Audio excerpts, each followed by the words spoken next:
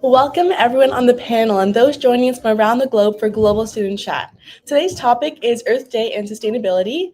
Let's start with some quick intros. My name is Samantha Brown. This is my second year on the chat, and we are from Ontario, Canada. As she mentioned, my name is Kabir Gupta. We're from Ontario, Canada at Cardinal Carter Catholic High School, and this is both of our second years on the chat. Hi, I'm Yohan Ali, a student of Credence High School in Dubai. I'm also starting my second year. I'm eager for today's chat. Hi everyone, I'm Namya Joshi. This is my third year at the chat. I'm a grade 12 student at Satpal Middle School. Really excited for today's chat. Happy Earth Day.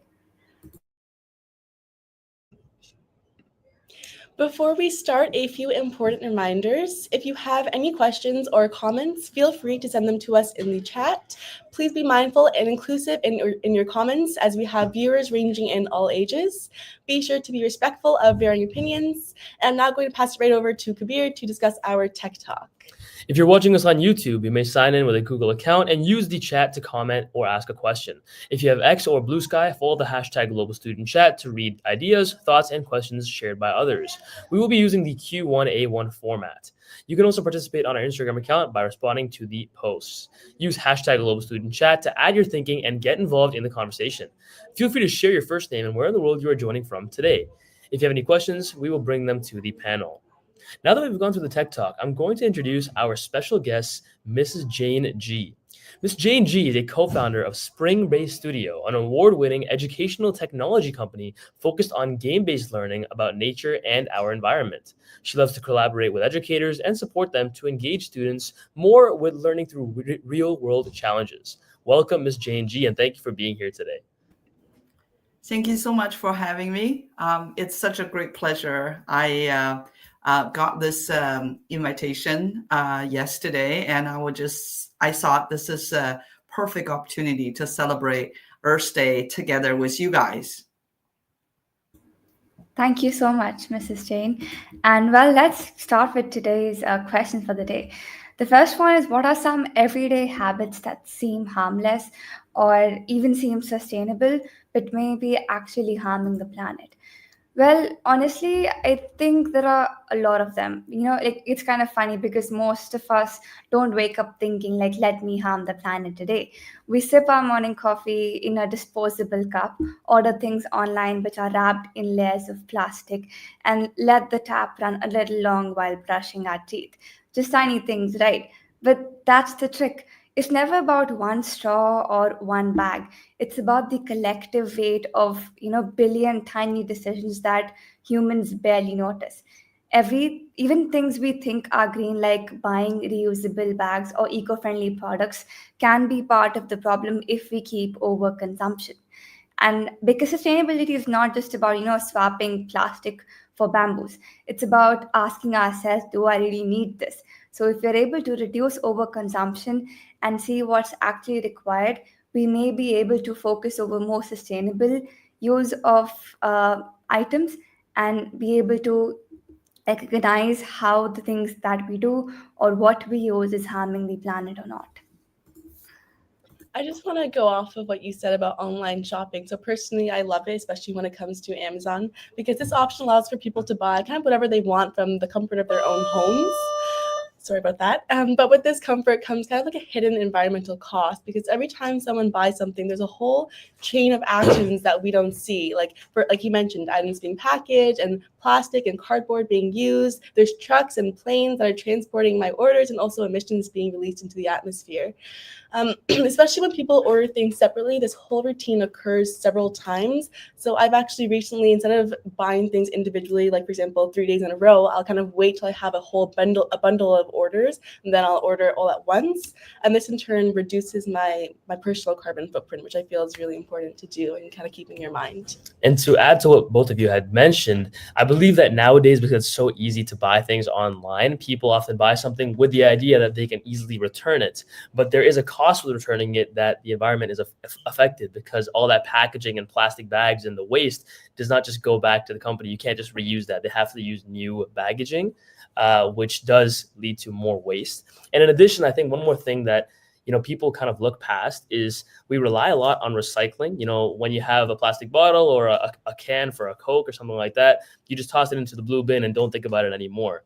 But I think that the best way to truly recycle something is actually reusing it yourself. If you can repurpose plastic bottles from a big Coke bottle into maybe flower pots or something that you can use around your house, that's a better way to actually reuse something than just tossing it into the blue bin and hoping that it goes somewhere where it's used properly.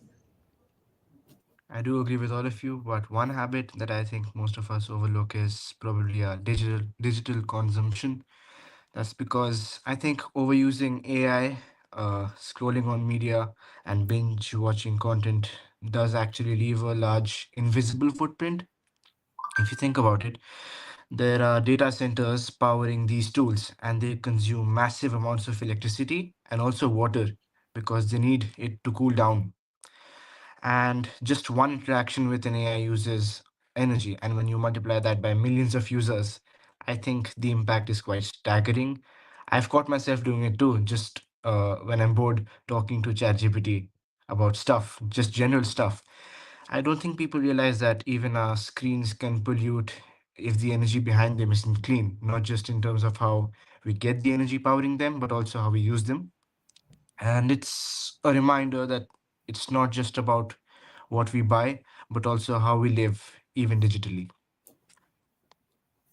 Yeah, wow, what a great sharing. I just I enjoyed the conversation from you, and then the idea, the areas that you guys mentioned about, like from the overconsumption to the online shopping carbon footprint, the advanced technologies such as AI. I think this is all great area that we need to take a look into.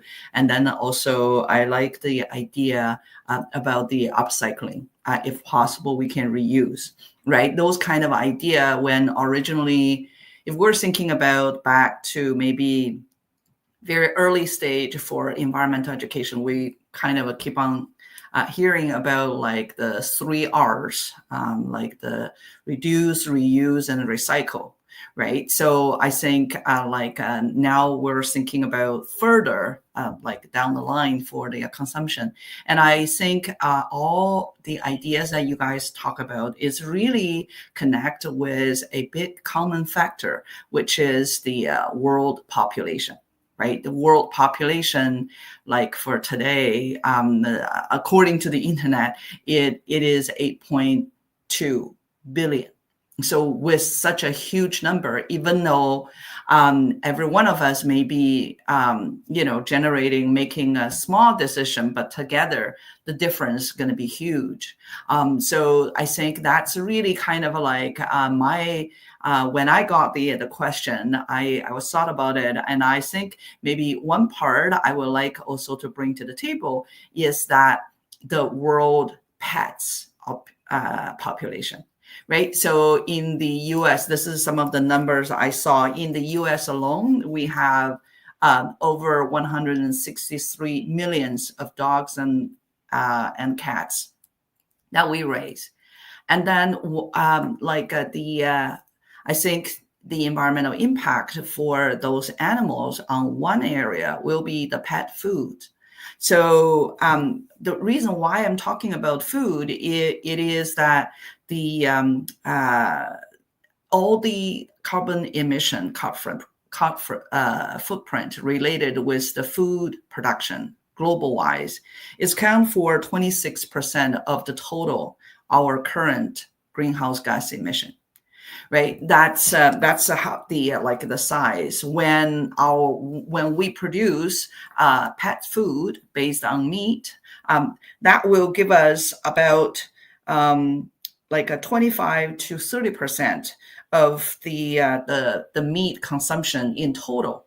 So which really represent to the like a huge impact that we can think about. So like obviously we want to treat our pets with love and care. However, just like what we kind of like talk about, a big impact that a human can decision are related to perhaps will be our food choices, because all of us have to eat, and so do our pets. So there are some trends where the products will bring in more alternative other than the meat based. I mean, not the like the farm animals we're thinking of, those kind of proteins resources, but there are ways that we're thinking about the other resources, just trying to help to reduce the carbon footprint. And once again, it's all tied in together with the topic we're talking about here. Even though you're just doing a ChatGPT kind of like a query, or had a make a decision on your online purchase, because those decisions seem small, but this is all when it's linked to billions of people, millions of pets, the impact going to be huge. So really love the idea that you guys shared. Thank you so much, everyone. And thank you, Miss Jane, for those lovely ideas. Like, I really liked how you mentioned all the things are interconnected. And we have a lot of like people in the population. It's almost like in billions. So it's our decision that matters. It's not like one person is doing, but everybody has to work together. And one step taken by each person can actually benefit towards sustainable practices and towards making a sustainable future. Well, that reminds me of how can we all work together, like the governments, businesses, and individuals, to take care of the planet? And do you think some groups should do more than the others? Why or why not? According to me, I think there are a lot of things that has to be done. Like, for example, when it comes to the government, it needs to lead with boldness. Like, they can't just plant trees for PR. They need to plant, policies that can grow forests of change. And they need to fund the energy. They need to educate deeply. They need to have hard regulations. When it comes to businesses, I think they should stop hiding behind the greenwashing and should actually practice what they want to preach. And when a company, I think, can launch a rocket, it can also figure out how not to choke the oceans with the microplastics. And when it comes to us people, we matter a lot. Like, every choice we make, what we shop, what we eat, shapes the world. So we are actually the system, and we are the people who have to make rightful choices. But I think the magic happens when all of these three bodies, the governments, companies, and people, work together. So when it comes to if either of them matter more, I think all of them have an equal role. And because it's actually all the people who are working in different sectors.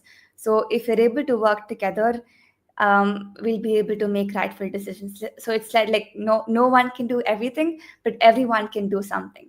And some of us can do a lot more. So I think that's what I believe. I Yeah, I do really agree with you. Oh, I'm so sorry.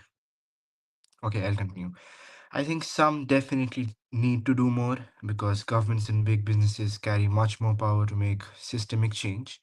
I mean, all of their actions or inactions have far greater consequences. But obviously, that does not mean individuals are off the hook. The most powerful model would be one where the individuals lead from the ground up, but also pressure those in power to follow through. Every petition that we sign, every time that we speak up, every decision that might even be remotely sustainable adds pressure to those systems. And it's a very simple thing. If a business sees a generation of, how do you say it, conscious consumers, they have to adapt. So governments will also respond to public demand. They have to. So it's all connected, but those with the most resources and the most reach must act with the most urgency. And climate justice is more about proportional responsibility than just equal effort, I feel. I like to agree with what you guys said about businesses and individuals. So I kind of want to touch on the government aspect more. So I know that the government implemented a carbon tax, for example, to help deter companies from releasing greenhouse emissions, in which there was kind of a lot of backlash from citizens because it was impacting us and our spending, and also like gas prices and things like this. So I feel like instead of just focusing on like fines and taxes and kind of like these negative connotations towards it, I feel like the government could offer kind of bigger incentives so that companies want to invest in kind of green technology. For example, things like tax breaks or switching for renewable energy, like and they could get like grants and stuff like this for that. And also it would encourage people to develop kind of eco-friendly products. I think you both have some really good points. I definitely agree with what Yuhan is saying about, it all starts from the bottom and goes up, and everything's kind of interrelated. So for example, like Samantha was talking about the carbon tax, by having a carbon tax, you're encouraging businesses that use more carbon emissions and use more fossil fuels to develop their products. You're encouraging them to have more eco-friendly solutions. However, I do think that the carbon tax is actually a smart idea. It just has to be explained better amongst the community, because the way that it works is you're giving a tax on a company, and if they use a lot of carbon emissions, then that tax stays with the government. But if they don't, and if they reduce the amount of emissions that they use, same with the individual person, they get that money back at the end of the year, which is why the carbon tax is a smart idea, because if people are well educated and understand that they will ultimately get that money back if they do not spend heavily on carbon emissions, then that entire carbon tax mainly affects businesses that produce the most carbon emissions, which is why it's not a bad idea to integrate. I really love, like all the thoughts you guys shared. I think, like you guys touch upon all the different area that are very important. In order to make the changes we have to make, I think it's really up to the people, the government, and the businesses to work together. There's just no doubt about that. I think, I just want to share one personal experience happened recently to give you an idea. So I went to a coffee shop with my friends, and then obviously I bring my own refillable cup. Right, I thought I hand over the cup to the server there and ask to fill in my cup with the coffee.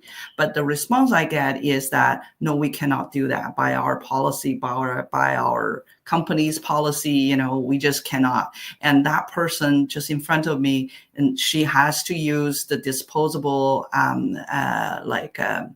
the single-use cup to fill in the coffee, and then ask me to pour it into my refillable, reusable cup, which is really, I think, is just a vivid example. In this case, even though the customer has the desire to reduce the waste, right? But if the company's policy does not allow that, or not cooperate, or did not integrate the proper kind of procedures, in this case, we're still end up with all the waste. And then I think you guys touch upon on the policy. A lot of the time, I think with the technology advantages we have right now, I think a lot of the things actually can be we actually collecting a lot of the data. There's one program that I would like to highlight. It's called Inroad. So I will just put it in the chat. I think this is a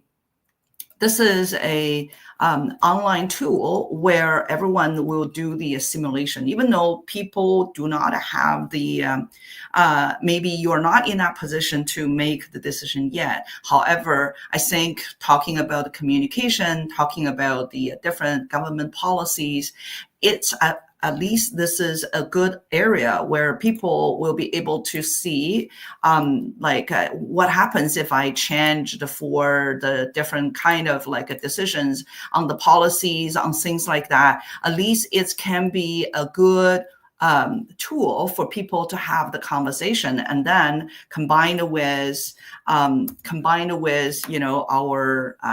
a common wisdom to talk about maybe communicate with the resources. I think it is really a nice way for us to talk about the individual impact, and then also the government and the business community. And I really love the idea you guys are talking about to get a generation of environmental conscious consumers, because just like you pointed it out, the business will react to that. That's why some of the coffee shop will allow you to use your own water bottle, right? So like I think those kind of like a demand, and also on the low carbon emission, that's probably is behind the policy for the some of the tax incentives or other government policies. I think fundamentally the people, we are in billions. If we can show our demand, I think that's really a strong signal and strong drive for a systematic change. Yeah. Yeah, those are some really great points. And I actually have a little follow-up question about the example in the coffee shop. So because there are a lot of protocols for companies to not allow you to use your own cups and examples such as that, likely because of hygiene purposes, how do you think we can work in the future to combat the hygiene aspect of these policies with reusability? Because I understand that we want to reuse our cups for the sake of the environment, but because of protocols, strict hygiene rules, how would that process work?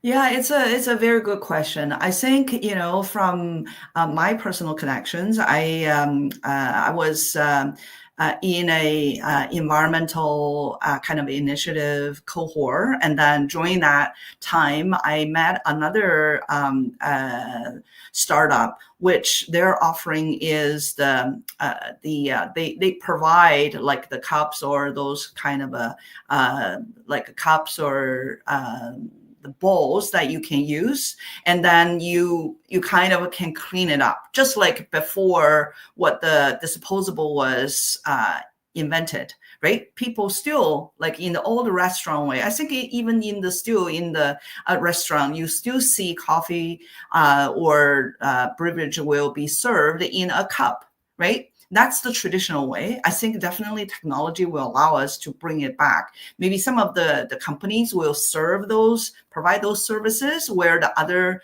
business can work together to provide those kind of like a services. But that's a very interesting part. I think I noticed even some of the companies previously provide those part. Now they say no. It was very disappointing, maybe because of the cost, maybe because of whatever the reason, we do not know. I think it's in order for those kind of a solution to work, like a much deeper collaboration should happen.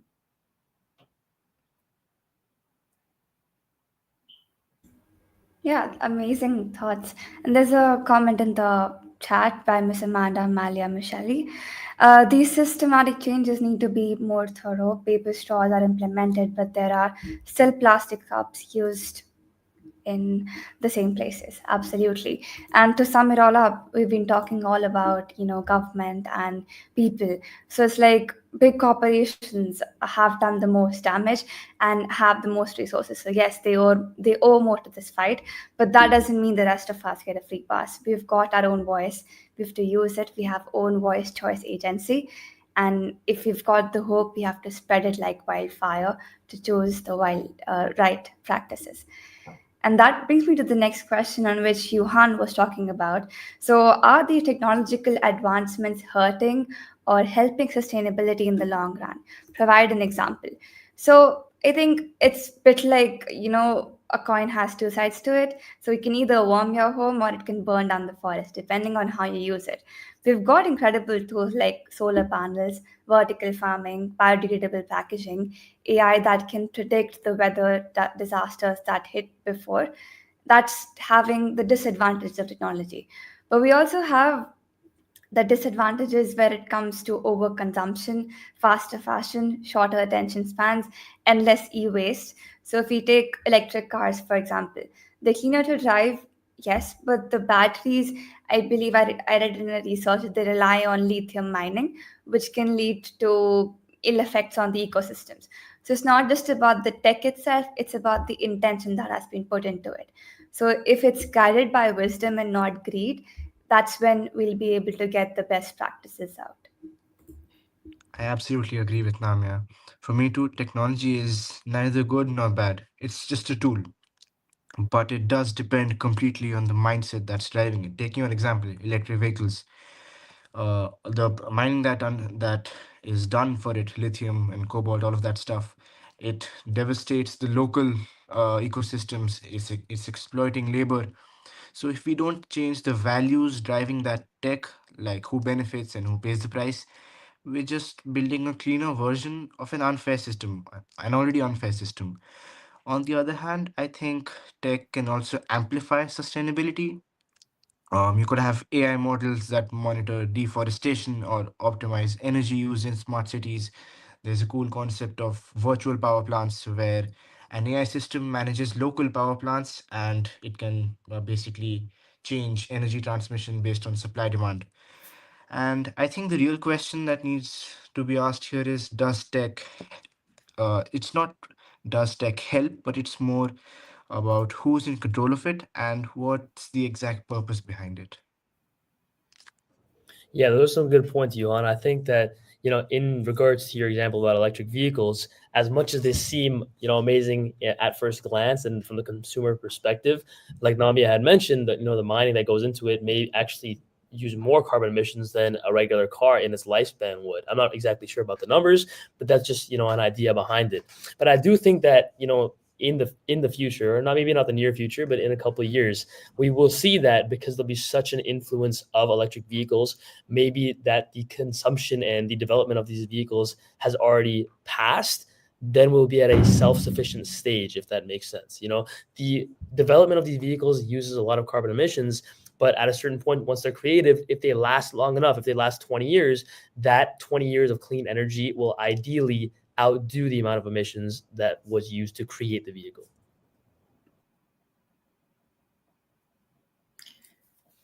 Yeah, I really enjoy hearing, all your thoughts on the technologies. I agree with you guys completely.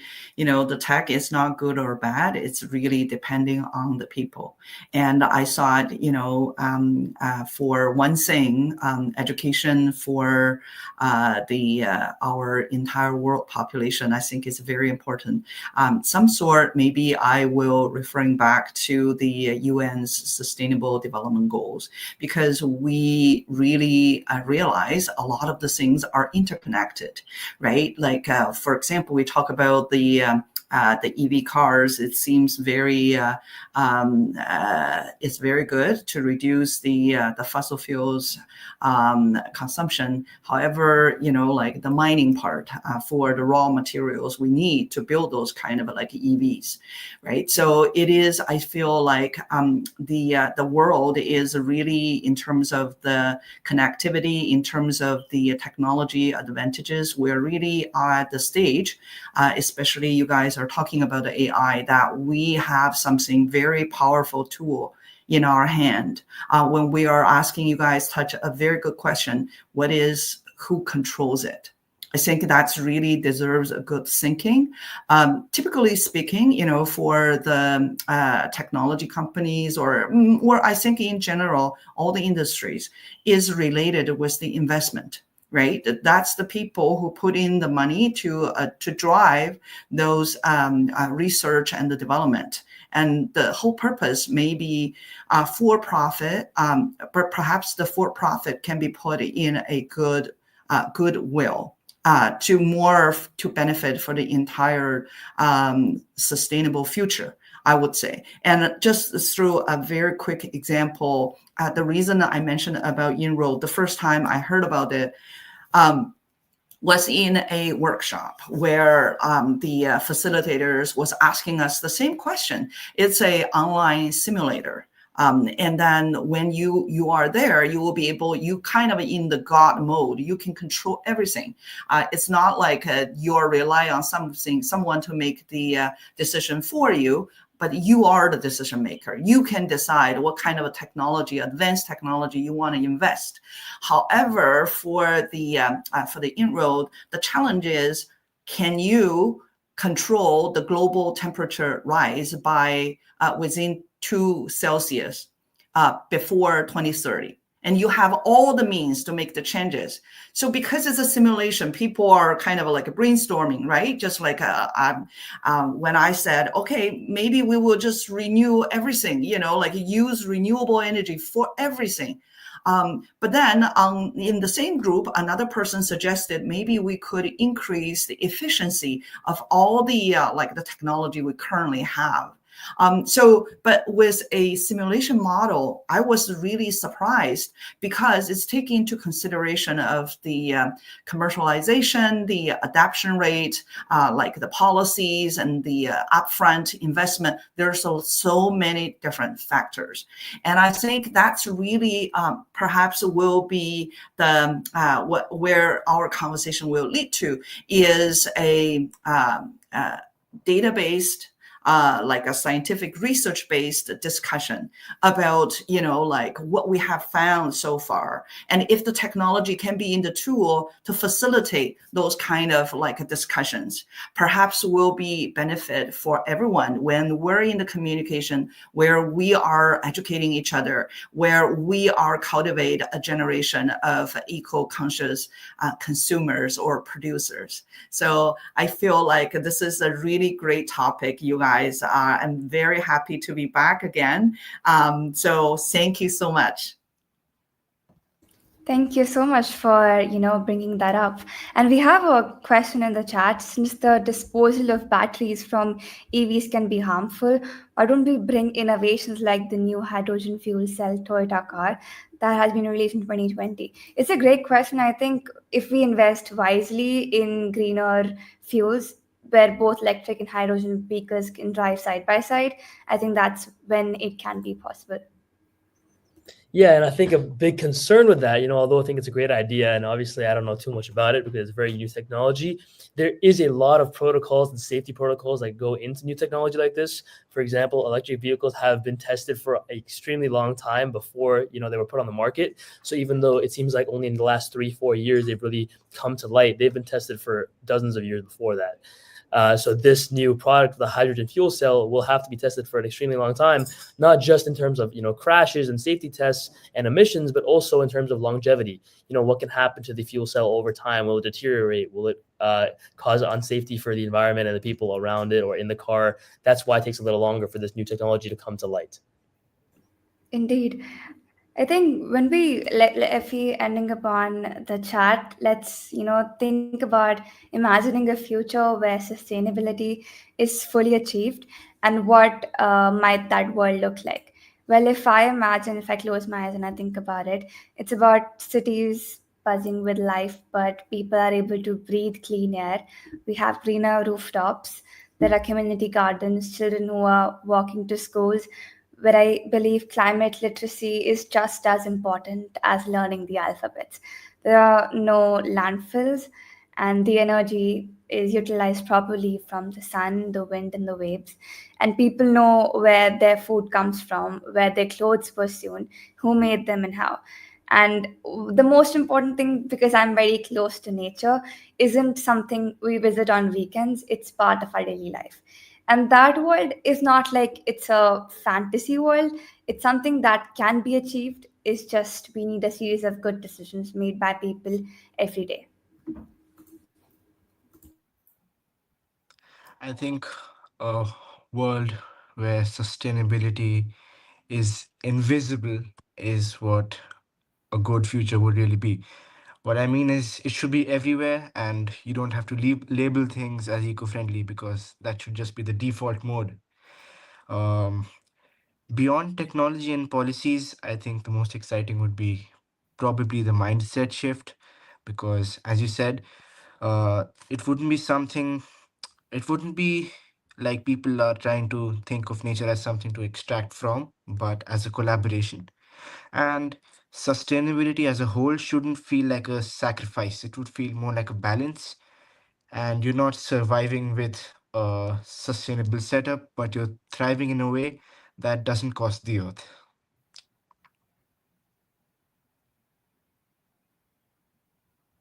I think you guys summarized that really well. I mean, I can't exactly envision a future of full sustainability because I do feel that it is a little bit of a long way ahead of us. But I can see, technology being to such a high and impressive point that we are able to, most importantly, breathe clean air, know where we get our clothes from. Exactly what Nami has said. Very, very well summarized. I don't feel like that it is possible to be like completely and fully achieved, but I feel like if we stay on this right track of completely finding new green innovations, that we will be kind of close to achieving this. Absolutely.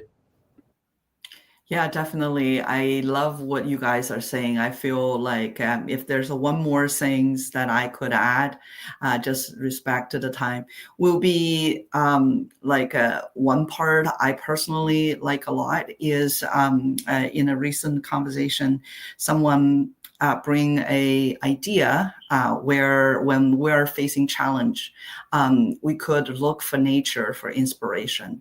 I think in the bottom there is really the indigenous kind of wisdom of the entire universe and our part in the ecosystem. We are part of the ecosystem. We are not separate from it. We need, just like you guys pointed out, we need clean air, soil, and our food, water to sustain ourselves. When we work with nature, the relationship is really a collaboration rather than just extract and discard. So like the care is deep in the mind because it's part of you, just like we are taking care of ourselves. I think this is a really amazing conversation just to hear what you guys are thinking. And I can see the future for you guys can all be the innovators for our more sustainable future. It's such inspirational for this Earth Day. So I just want to touch on what you said. You talked about indigenous people, and I remember like we were talking about it in history class. Thousands of years ago, indigenous people were fully self-sufficient, and that was a time when global warming wasn't an issue. So I feel like if humans not only can continue innovating green, we can also have a balance between self-sufficiency in this, because I feel like we can get to a time and a moment where it's, again, almost completely achieved. I totally agree with you. I think, yeah, from the history, we know how we developed to what we are right now. And I think the back to the indigenous part, it's a philosophy that they believe in, right? This is, we are part of the nature and we need to respect to where we are. I feel like a lot of the time we kind of like forget about that, especially when we are in having more technology, and the advance of technology, actually the speed is really exponential. So like to the point where we may think we can do anything, but maybe down the road, we kind of forget some of the wisdom that's really kind of like help human and nature coexist for millions of years. So maybe something to that point, I think is the part I was hearing is when people care, they will act. But how do you make people care? Care is a kind of like an emotion, right? Maybe that could be a thing that we can think about, where is this emotion coming into place in a more technical Adventist world? Where is that? Where is our heart in terms of the sustainability, in terms of the other animals, in terms of all the nature around us? Because our attitude, I think, in return will react to us. Indeed. And this is about love for the forests that if we don't act, we may never walk in, for the whales that we may never see, and for the generation that is not born yet. So it's the time that we should not fight climate change out of fear, but we should fight because we love this planet that we live in. And because we know deep down that we have still time to turn the page, but only if all of us pick up the pen and start writing the story to making a more sustainable world, where the word sustainable would not exist because we'll have it all cured. And thank you everyone for joining today. Special thanks to our guest expert today, Ms. Jane G. And please keep this conversation going by answering our slow chat for the rest of the month. Be sure to use the hashtag Global Student Chat hashtag so our team can interact with you. We're always looking forward to guests who can join us on panel and for new topic ideas. Reach out to us if you're interested. Please follow us and connect with us on our social media, website globaledsschat.com, X formerly Twitter @Global Student Chat, and Instagram @Global Student Chat. All of our live chats are available on our YouTube channel. Thank you again for joining us, and we hope to see you next month for our final chat, celebrating our global connections. See you. Thank you. Bye, guys. Thank you so much. Thank you.